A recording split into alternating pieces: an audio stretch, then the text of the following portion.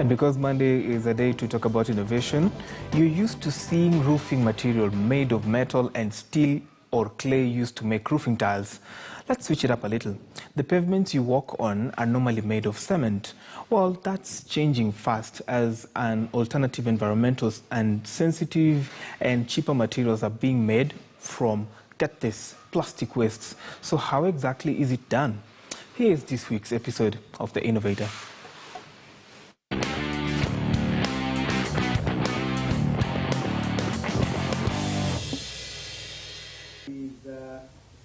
Meet Dr. Oscar Agan.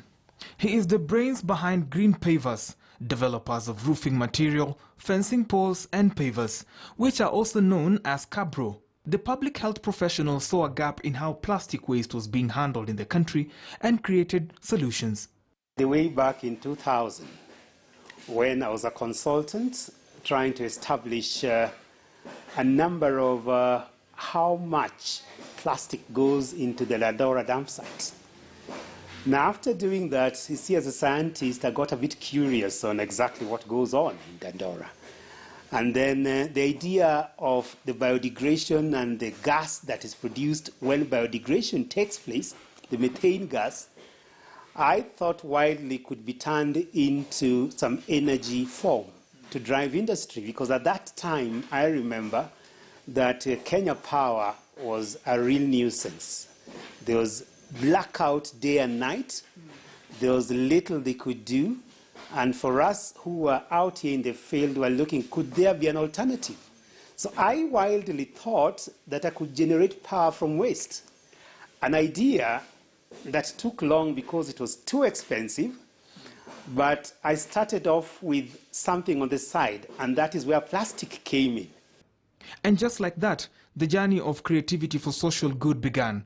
So how exactly does he make all this? As you can see, the roofing tile is a resin. And as a resin, it means it's an inorganic mixture. There's plastic in it, there is sand in it, and there are other additives that make it a resin, which are IP protected.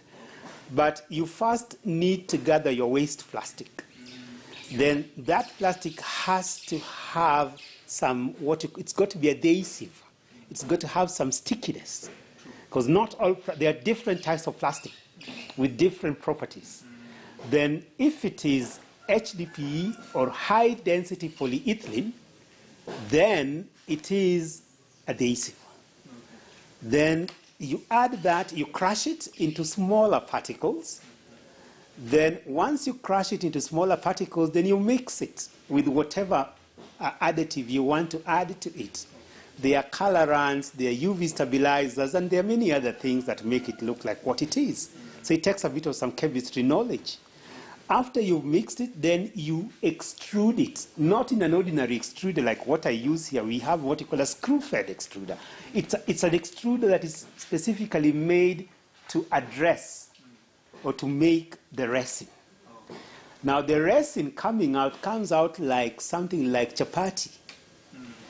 That is poured into a mold and pressed to get the product that you want. In a short, that is what it takes.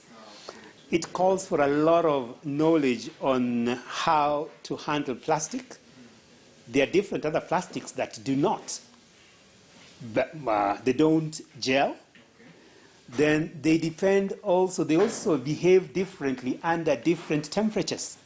With this innovation, Dr. Agan, who also teaches at a tertiary institution, insists can assist the country in addressing pertinent issues in environmental conservation. Most of them are ranging from roofing tiles, ranging from food, touching on cement, touching on sewer. And they are innovations because a world without innovation is a dead world. So it is an interesting journey because as an innovator, I've seen a lot of lives being transformed. It brings in a certain aspect in life that hardly existed. Today, the innovation addresses housing. The innovation addresses waste management. The innovation addresses deforestation. We are at 5.5% forest cover. The minimum required by the UN is 10%. And all these have not come easy. He intimated that for Kenya to achieve more innovations, there's need to streamline copyright, trademark and patenting laws to secure innovations. There's only basically one body that patents, and it was painfully long, Kenya Industrial Property Institute. But today, I think out of feedback they get from the public, it takes a lot shorter. But for us who did it during those days, it was painfully long. It's an expensive process ordinarily. It's expensive in the sense that you require a lot of money to do this. Any young entrepreneur coming up will tell me, like, capital is a challenge. And I tell them that really it's not the real challenge, it's the brain that is the challenge. One demon that this government has to deal with, and I'm talking about the government of Kenya, is the cost of electricity